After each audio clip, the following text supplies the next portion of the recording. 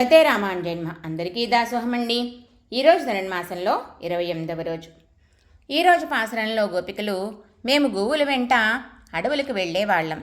ధనుర్బాణాలు చేతబట్టి మృగాలను వేటాడే వేటగాళ్లు తిరిగే అడవి. అడుగు మోపితే పల్లేరుకాయలు గుచ్చుకునే అడవి. ఎటువంటి జ్ఞానము లేని వంశంలో జన్మించాము మేము. జీవుల్లో అంతర్యామిగా ఉండి ఏ కర్మఫలమును తినకుండా ఉండేవాడు తినడమే స్వభావం గల మా ఇంట పుట్టాడు. నిత్యసూరుల నాయకుడైన వాడు గోపాలకుల నాయకుడైనాడు.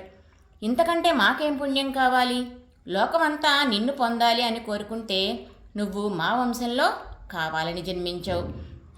నీతో మాకు ఉన్న సంబంధం పోగొట్టుకోవాలి అన్నా వీలవ్వదు.